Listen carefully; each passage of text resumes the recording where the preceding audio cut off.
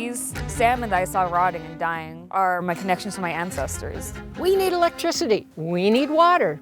What are they taking out?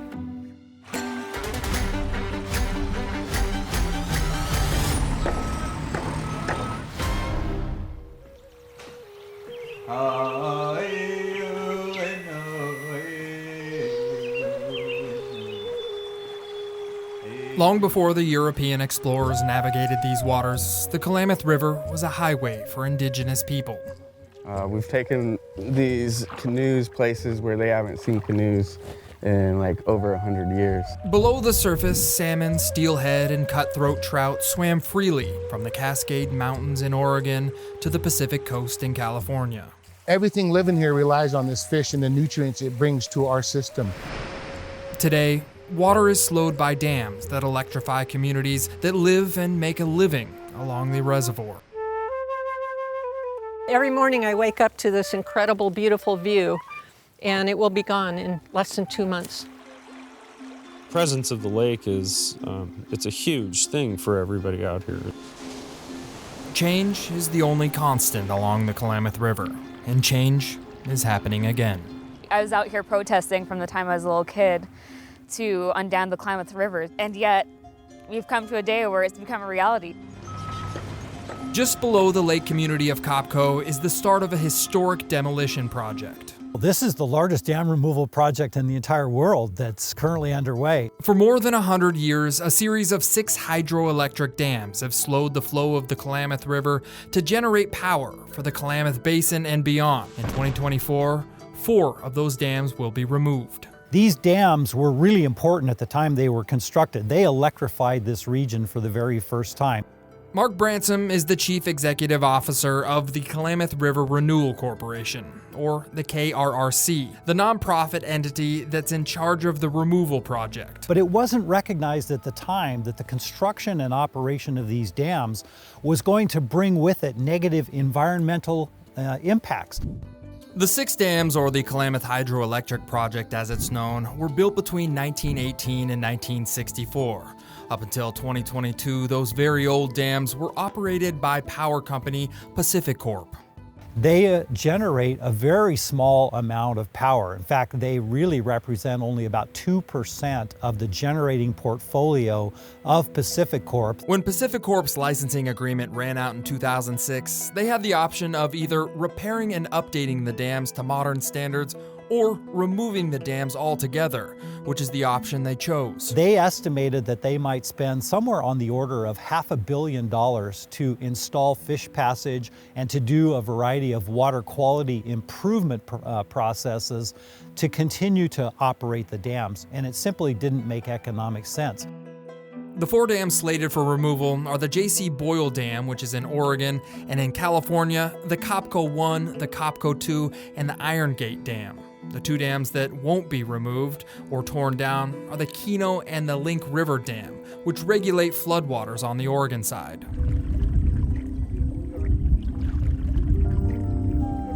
This is the only time in history where this river is going to heal itself. There's a lot of people that aren't with us here today that strive for this to happen as the dam's taken out. Normally, Julian Markinson wouldn't be taking a non-native person like me for a ride in a Yurok redwood canoe. There's only about 11 of these in existence. So this is one of the rarest vessels in the world right here. The Othwayach, as they're called, are sacred vessels, but last year the tribe had a change of heart and started offering the public 2-hour tours down the Klamath to see the river through the tribe's eyes. You can't have people respect you if they don't know about you. The Yurok people primarily live near the mouth of the Klamath River, where fresh water meets the ocean. As Julian paddles along the bank, he explains, the river is in a constant state of healing itself. Dams, they're kind of the biggest culprit in making the river sick, and it's the blue-green algae. The hydroelectric dams above the tribal lands slow water in the Klamath. In years of drought, plumes of blue-green algae grow in the slow-moving water and suck the oxygen out of the river. Hundreds of dead fish, hundreds of them. In 2002, the algae caused a massive fish kill that suffocated salmon and other aquatic life in the river. You just see bodies upon bodies lining the shoreline of rotting salmon. Brooke Thompson was just 7 years old when the fish kill happened. You know, these salmon that I saw rotting and dying are my connections to my ancestors, right? We've been on this river, we've been in this space for over 15,000 years, since time immemorial. Brooke is Yurok and grew up fishing salmon with her father. Those fish fed her family and the tribe. This was really like our supermarket, you know, and when there's low tide out here in the rocks, you can get seaweed that we eat as well. So it's kind of like everything we needed to live a healthy life. Fish need water. The fish kill led Brooke to a life of activism. She pushed for the removal of the dams at a very young age. In college, she studied environmental science, civil engineering, and political science. I'm also looking at how to better integrate Indigenous knowledge into California water policies. So how can tribes communicate better with policymakers that make decisions on water? Negotiations on how to remove the dam started around 2006, and an agreement wouldn't be finalized until about 2016. But it was the activism by Brooke, her tribe, and many environmentalists that made sure policymakers didn't lose focus and that the project would follow through. You know, they were told that this wasn't going to be a reality, that we were wasting our time, that this was never going to happen, the dam removal was not going to happen on the Klamath River, and that we were pretty much fools for even trying. And yet, we've come to a day where it's become a reality. The drawdown of the dams on the Klamath started in mid-January of 2024, with a hole being blown in the side of 2 of them. We really like coming out here. There are a lot of professional musicians and people in the arts here. It's an amazing, surprising community. The water is expected to be drained by the spring of 2024, but as the dam's reservoirs drop, new concerns are on the rise. Diatomaceous earth, crumbly, very crumbly, and that is what we are on here. We talked to Patty Vinico a few months before the drawdown. She lives on Copco Lake, about a quarter mile from the Copco dams. Her lakeside property, like many other people's property, is about to turn into cliffside property. And there's no guarantee if our homes do tumble down that they will take care of us. We're literally, I call it collateral damage. We are collateral damage. So this is the Copco Lake store. Across the reservoir from Patty is the General Store, a business that Francis Gill and Danny Fontaine started remodeling in 2022. We're gonna open this summer, but then when the dam removal was finalized last November, we decided we were gonna hold off. Copco Lake is largely a vacation community with several hundred lakeside homes and about 100 year-round residents. The town was built in the 1960s, and the reservoir was the main reason families bought land here. So if you can imagine buying a house, you know, across the street from a really nice park, and you bought that house because it had that really nice park across the street, and then they come through and they build a freeway through that park. You can't drive around Copco Lake without seeing for sale signs around every corner. After the reservoir is drawn down, access to the new stretch of river will be difficult to get to, and there's many concerns that the nearby wells will run dry. We need electricity. We need water. What are they taking out? 4 incredible, clean, producing electric dams and the most beautiful waterway, the most beautiful expanse of paradise of water. Look how much water there is. You guys drove. Whether that's simply the view that they enjoy of the lake or the value of their property because of the change, I think they're expressing some legitimate concerns about how the project could impact them. Concerns from Copco Lake residents and most dam-related matters are managed by the Klamath River Renewal Corporation, or KRRC. They don't store any water for agricultural or municipal uses, and they're not operated for flood control. PacifiCorp has replaced that generating power many, many times over, including with renewable resources. KRRC Chief Executive Officer Mark Bransom has spent a lot of time addressing concerns and correcting misinformation about unstable soil, well issues, and fire concerns. The KRRC can't pay for lost property values, but it can help in other areas. But we've invited residents into the claims process and are providing them with some financial resources in the event that there are some impacts. The KRRC is a result of more than a decade of protests, disagreements, and negotiations involving the dam's former operator, PacifiCorp, multiple governments, tribes, and environmentalists. But nobody has ever simultaneously removed 4 dams, restored almost 2,500 acres of land. The dam's removal project will cost $450 million, which is paid for by PacifiCorp's rate hikes and money from state water bonds. We have 2 states involved in this project, as well as the federal government and a couple of counties. And so you can imagine that the regulatory process itself was extremely complex. To streamline the process and release PacifiCorp of liabilities, all interested parties decided to form the KRRC, an independent entity that would deal with getting all the permits and approvals needed to remove the dams. Hey, we get to eat fish. How could you not be happy? You know, that's one thing about a Native American, man. They've tried to keep us down forever. We're resilient. Physically removing the dam and restoring the land will take the least amount of time in this entire process, but getting to that point has taken a long time. I definitely walk around pretty proud thinking, you know, I got to be a part of this team. And, you know, and it wasn't just the tribes. It was everybody. There was a lot of stakeholders that spent many, many decades bringing these dams down, and like you said, it's not done. Kenneth Brinks, or Binks as he's known, is a Karuk tribal member. He and the tribe live downstream of the dams and have been fighting for their removal since the fish kill of 2002. Today, he's treating some of the tribe to a traditional salmon feast. So it's like bringing a whole culture and religion back. That's what this means, the salmon and the dams. So a lot of people don't realize that these dams took away our culture and our religion. You know, it's like, how could that? It just takes away water. But yeah, water's our life. It's taken years to get to this point, but the tribes along the Klamath River believe the world is watching what's happening in California and in Oregon. I'm really hoping that this will be an inspiration to other groups of people where they're understanding that, you know, maybe what we're gaining with the dam is not worth what we're losing.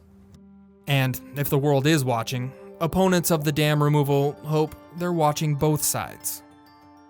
Well, all along, I think this community definitely felt unlistened to. If this is a successful dam removal experiment, for lack of a better word, they're coming after your dams. They will. They're going to want to open up a lot more volitional passageways.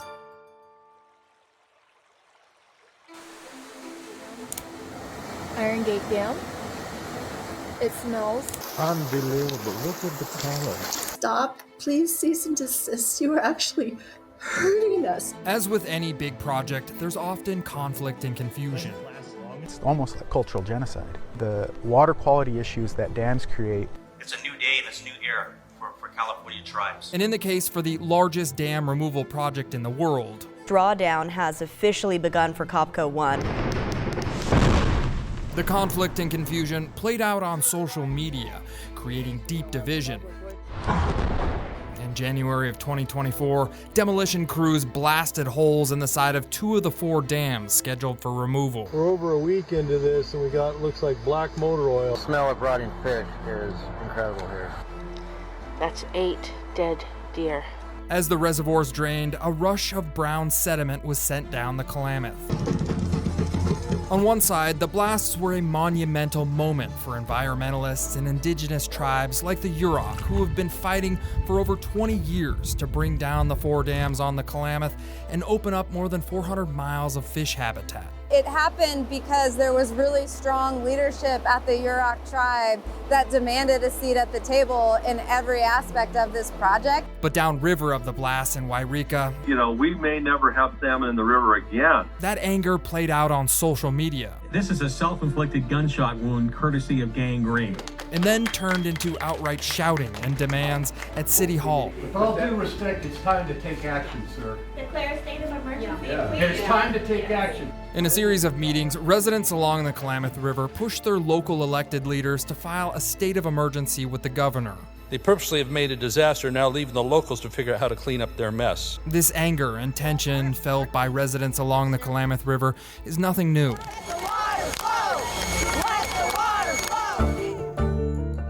For over 2 decades now, residents and farmers have been protesting the removal of the dams. And when protesting didn't work, some even filed lawsuits against government regulators.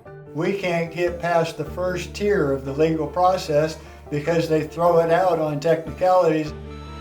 Despite local disapproval, deconstruction of the dams moved forward.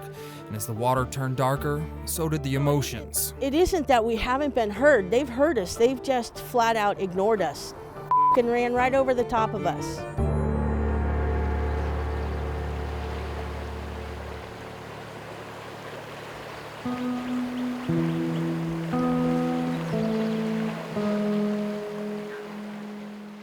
A lot of folks didn't think we'd ever get dam removal over the finish line, and now it's happening, and we're in a super visual stage. Ren Brownell is a spokesperson with the Klamath River Renewal Corporation, or KRRC, the independent nonprofit put in charge by lawmakers to remove the dams and restore the land along the Klamath. We're seeing a lot of these sediments travel downstream, and while water quality has really improved now, back in January, we did see some fish mortality. So a small amount in the main stem, which was expected, honestly a lot less than what was projected by agencies. And then also what was expected is that all of the non-native fish that lived in the reservoir, they died. The KRRC is made up of about 15 board members and about 6 staff members.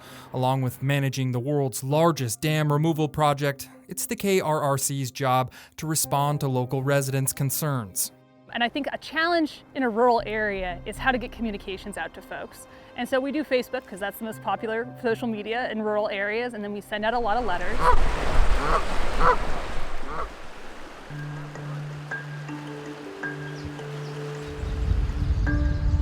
KRRC won't respond to anything.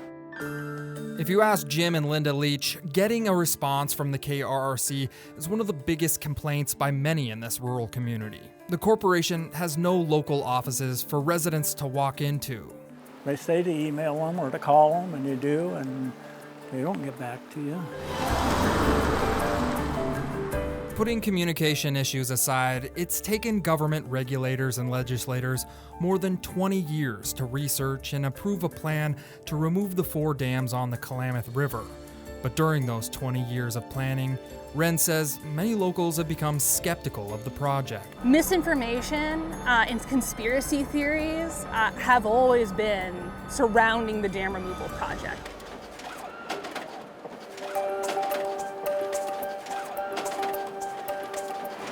At a small print shop in Wairika, Jay Martin reviews the latest edition of Siskiyou News. Siskiyou News started out as an online platform, Facebook-based, for about 13 years, and it kept growing, and it got to the point where we need to go back to a physical print. The former truck driver publishes, prints, and hand delivers a 4 to 5 page paper every week. He says his county is in sort of a news desert. The mainstream media rarely gives his community a voice. Covering the dam removal has been hard. I'm not on their team. The team that Jay is talking about is the KRRC. He and many of the paper's volunteer writers are against the dam removals. As a news source, I just want to say this is the fact. If you read through the Siskiyou News, you'll rarely see interviews from the KRRC. That's partly because the KRRC has accused them of printing misinformation. Have you invited them out? I have not invited them out, not since they made it very clear to me that they were going to publish misinformation no matter what. And they've never asked either, so. Here's your weekly paper for you to look at and then put a stamp on it and give it to the board's box, please. Jay says he stands by his paper's reporting. However, he admits that some social media sites have also flagged or censored some of his content as misinformation. It's content related. It seems to be... Do you think that content is what's causing you to be censored on the internet? Yeah. Yeah.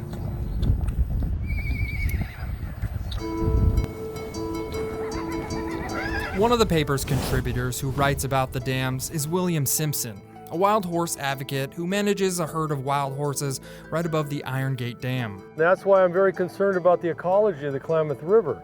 You know, if we have toxins in the river, I have to wonder what's that going to do to these horses, and they're such a precious species.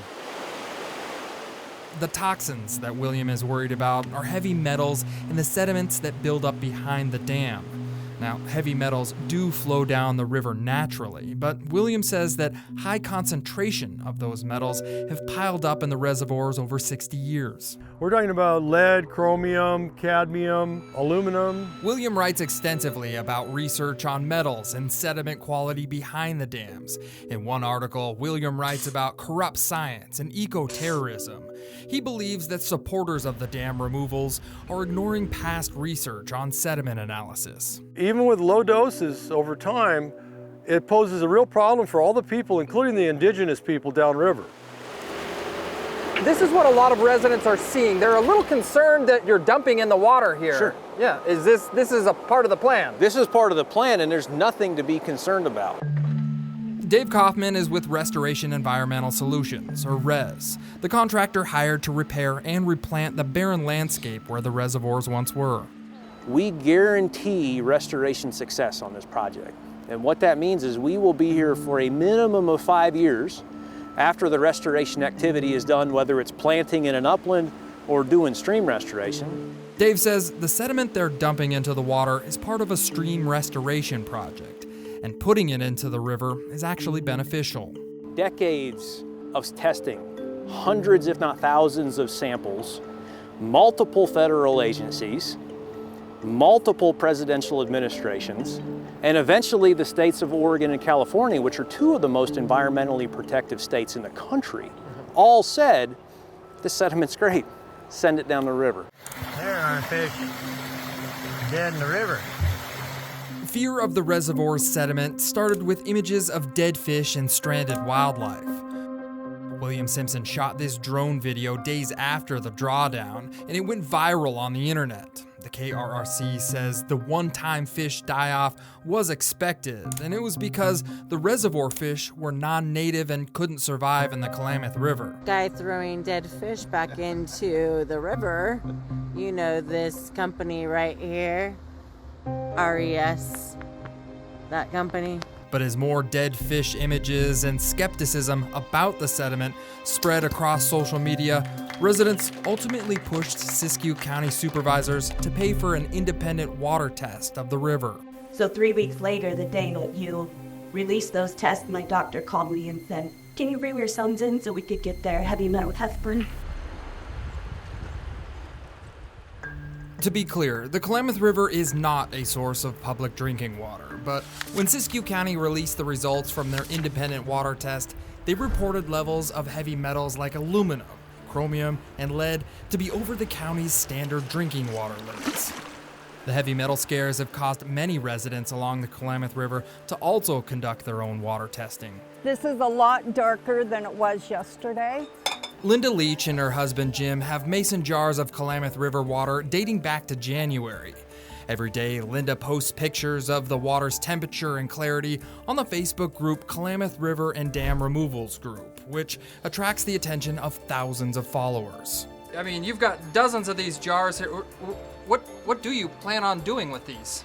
I don't know. I do not have a plan. I thought I should just save them, and then eventually I guess I'll quit.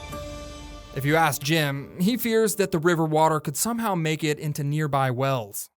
But the sludge is sitting there, and it's hydraulicing, and it's pushing into our soil, and eventually it's going to be in our well. even during its worst conditions, the water in the river was still always safe to touch. The KRRC doesn't deny that trace amounts of metals were found in the county's water tests, but they say those trace amounts of metals are only temporary. We never questioned Siskiyou County's results, right? They were done by qualified water quality technicians and they were sent to a reputable lab. It was more so the interpretation of those results. Interpreting heavy metal water samples is extremely complex. One thing we should be careful about when reading this data from the raw water is, this is data from the raw water. This is not the data from the water you drink. That's why we took Siskiyou County's water test results to water treatment specialist and Sacramento State Assistant Professor Tongren Ju. So when you had the drawdown, it's very likely your fresh water comes in, so the sediments, oh, I made my fresh water, some of them get released out. And probably that's the reason why you see an elevated concentration of some of the heavy metals. Assistant Professor Ju says that the elevated levels of heavy metals is likely temporary, and though it doesn't meet drinking water standards, that doesn't mean it's not safe to swim in the Klamath River. Ju also says that 1 or 2 water tests is not enough. Over time, maybe, we don't really know how fast those sediments, those heavy metals release from the sediments. So probably we should keep monitoring for a few more months or maybe a few more years to see how that number turns out to be eventually. Continual data collection is exactly what government regulators, the KRRC, and Siskiyou County are doing. Current water quality data shows clarity and contaminations in the Klamath River have significantly improved, but long-term data is still needed to truly interpret the health of the river.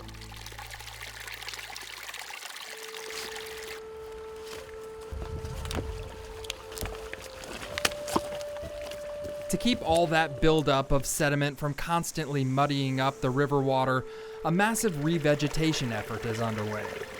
You know, tribal members have been fighting for their right, for their sovereignty to be on this river and to practice their right, their cultural rights. And so yeah, it's pretty special to be here now.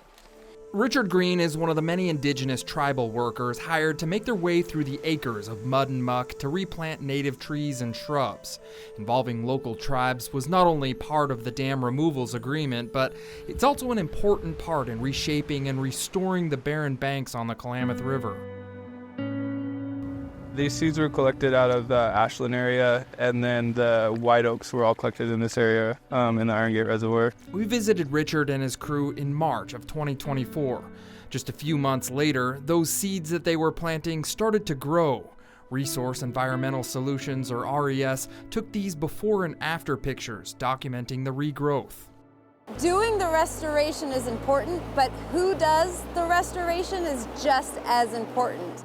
Removing the dams on the Klamath River has been a decades-long battle fought largely by indigenous tribes like the Yurok, the Karuk, and the Shasta Nation. Dam removal is just the beginning, right? We remove the dams and then there will be 10 years of restoration projects happening along the whole entire river throughout the whole basin. Amy Bowers-Cordalis is legal counsel with the Yurok tribe and a board member of the KRRC. It's her mission to make sure that indigenous people remain involved in the dam removal, and that the involvement not only includes restoring the land, but restoring relationships with locals. I want to believe that when the river heals itself, that we as humans will also feel that healing.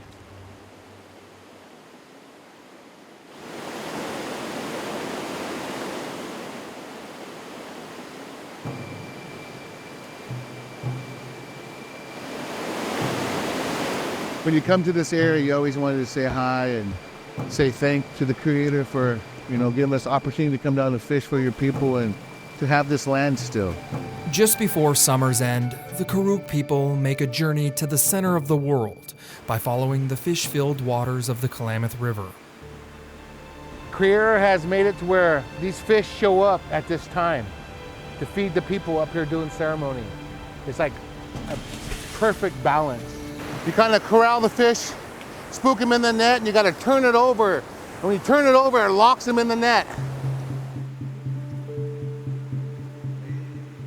It's here at Ishy Pishy Falls where the Creator slows the fall run salmon just long enough for Kenneth Brink and the Karuk tribe to celebrate the World Renewal Ceremony. And everybody that is involved with the ceremonies of fish, we find our identity again. We find our spirituality, we find ourselves. The word Karuk means people upriver. And for generations, they've been perfecting the skill of jumping rocks and balancing on wood planks to fish some of the most turbulent waters in the Klamath.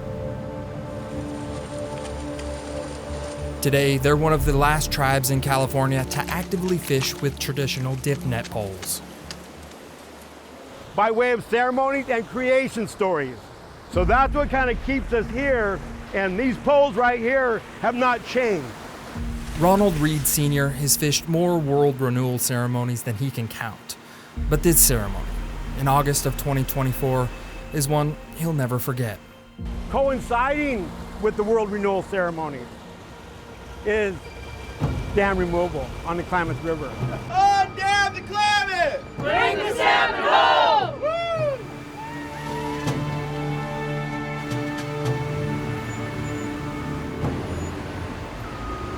This day was inevitable because without this day, there's no future for our people. On August 28, 2024, tribes along the Klamath River watched as construction crews broke through the fourth and final dam set for removal. For the first time in over 100 years, salmon can now swim freely through 400 miles of their native habitat. Right now, it just feels like all of the salmon, they can feel it. They know they're going to be able to come back home. Leif and Lisa Hillman are among the many indigenous people who spent the past 20 years fighting to remove 4 dams responsible for harmful algae blooms and fish kills downstream. Our cultures, our communities, and our people have really been devastated by these dams. This right here today is we can look toward the future because we have a future.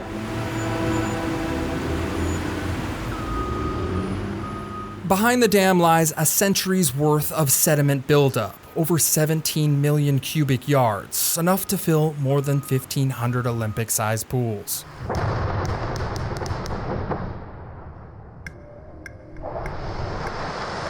Since the dam's deconstruction began over 8 months ago, the release of sediment has lowered the oxygen levels in the Klamath River, killing aquatic life and harming wildlife along the riverbanks. Government regulators anticipated and prepared for these short-term deaths due to the sediment, but from the tribe's perspective, the muddy water is just a temporary setback that will lead to long-term benefits. I've been hearing people, complain about, all the sediment in the river, It's brown. It's brown. I tell you what, all this summer, there's been sediment in the river, but when you get in that river, it feels good. Not everyone agrees that what's happening in the water feels good. We're the indigenous here. We live here. I mean, we know a lot about this land, and we could have added a lot of value to this operation. Horse rancher William Simpson is a regular contributor to Siskiyou News, the area's local newspaper. I don't like it when the American people are misled. Simpson wrote several articles about how regulators ignored the knowledge of locals and ignored previous research on toxins in the sediment behind the dams. Right behind me, we have Angus cattle that are grazing the grass and the brush that was planted in the sediment. They're accumulating whatever's in those sediments into their bodies, and CDM Smith says there's toxins. Not me, CDM Smith, a very capable laboratory out of Sacramento. CDM Smith is the lab research group that federal regulators brought in to analyze the sediment behind the dams. In 2011, they published a multi-year study that looked at potential toxins in the sediment and suggested options of handling it. CDM Smith said, we need to remove the sediments. It's 400 million. They were gonna dredge them out and then let the lakes down over a long period of time, many months, several months at least. That would minimize, most of the sediment comes out. Declare a state of emergency. It's time to take action. Talking isn't going to cut it anymore. Simpson regularly cites data from the CDM-Smith study and highlights the toxins that researchers discovered. Because of Simpson's articles, fear of harmful toxins have helped fuel local residents to protest the dam's removal. So if you take something out of context, you can create fear. You can tell people, oh, this is toxic, and it can create fear in people. CDM-Smith declined to talk to us about their 2011 sediment reports, so we took those reports to independent water experts Olukoyede Jegede, a UC Davis assistant professor of toxicology, and Timothy Horner, a retired geology professor from Sacramento State. As far as human risk goes, it's very, very low. When it comes to toxins, the CDM-Smith report only identifies trace amounts of harmful metals. And according to Assistant Professor Olukoyede Jegede, those trace amounts are likely what William Smith is writing about. They did the analysis, I saw it. So it's just maybe 1 out of 10 or 1 out of 15. In the long term, is the sediment, according to these reports here, would it be harmful to people? No, in the long term, no. From a toxicology perspective, Olukoyede Jegede also says the trace toxins in the sediment has a low chance of hurting or bioaccumulating in animals above or below the water. It's very possible that you can misinterpret the report, and they just pick on those areas you want people to see. As for the sediment's short-term effect on salmon, that's a bit of a different story. The sediment is too fine for the salmon. They need sand and gravel where they lay their eggs, and that muddy stuff just doesn't work for them. The coffee-colored clay-filled water reduces oxygen and temporarily killed aquatic life during the dam removals. The CDM-Smith report looked at several options to prevent the sediment from going downriver. One option was to dredge the sediment out of the reservoir and truck it away before the dam removal. The local people would have been in a lot worse shape with all those dump trucks. It wasn't an ideal place to put the sediment. I mean, there was really no way to do that practically in those areas. Instead of dredging and trucking away the harmful sediment, government regulators decided to blast holes in the dams and let the flow of the river water carry a majority of the sediment out to the ocean, leaving a smaller amount on the banks. It looks pretty bad right now if you live there. But the good news is, if we get a wet winter this year, a lot of it will flush out. If we get a couple more wet winters after that, it'll probably be fairly clear by the time we go a couple years.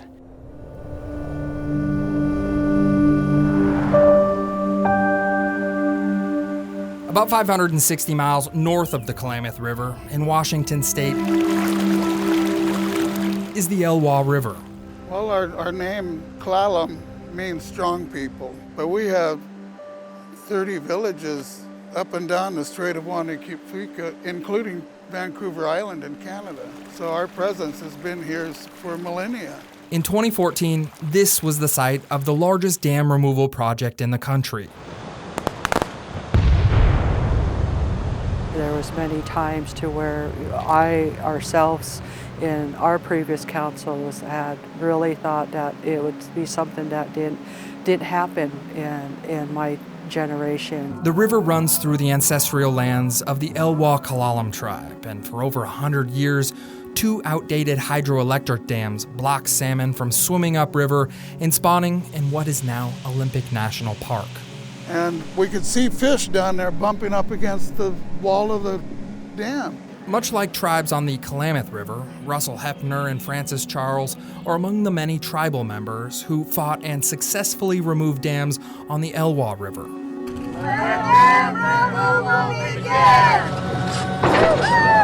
We did it with a lot of determination. We're a small tribe. So I guess my parting words would be, we're not damned Indians anymore. We're damned proud of it, and we got our damn fish back. And if you keep working hard, so will you. Though the Elwha is about 190 miles shorter than the Klamath River, both rivers have similar stories. They were built illegally. The Elwha Dam was built without fish ladders, including problems with sediment behind the dams.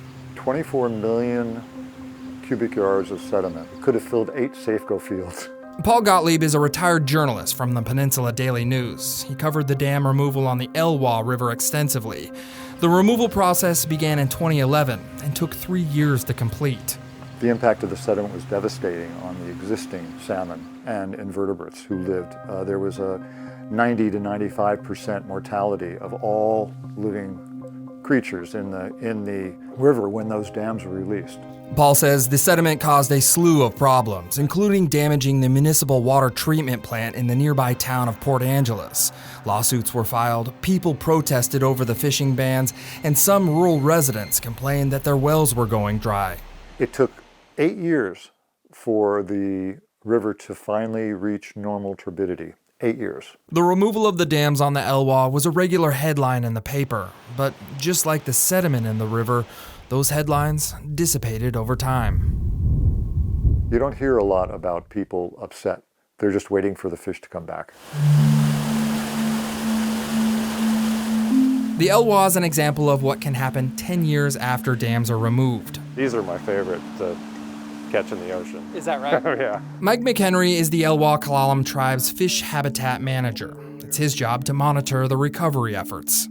The way I like to look at it is, yeah, the dams were removed by 2014, but guess what? The river didn't really stabilize till 2018, 2019. So we're only 5 years and we're seeing positive signs, like I said, on all species. Mike says almost immediately after their removal, salmon swam past the first of the 2 former dam sites. Then, with help from the tribe's fish hatchery program, they saw significant population rebounds the following years. But those accomplishments didn't come without criticism. One of the criticisms I hear about Elwha is that the Chinook population hasn't got to the upper headwaters in significant numbers. And that's true, and I think the reason is we've lost that native gene. Adult salmon generally lay eggs in the same spot or slightly upriver from where they were born or planted by humans. It's one of the amazing facts about the fish, but because salmon have not laid eggs upriver of the second dam for over 100 years, Mike says it's going to take some time for the salmon to discover the new spawning waters. Dams have been in for almost 100 years. Will it take another 100 years to recover? You know, our recovery is projected at 20 to 30 years. That said, I don't think we can necessarily wave our wand and go back to pre-contact fish populations. Back on the Klamath River, something amazing and a bit unexpected is happening. Spawned out female. Fall Run Chinook, Jenny Creek, right here. Just weeks after the final dam was removed on the Klamath River, the salmon arrived. No, these are all repopulating fish from downstream. Morgan Koneckley is a biologist with the California Department of Fish and Wildlife, or CDFW, and he's been closely monitoring the exciting developments.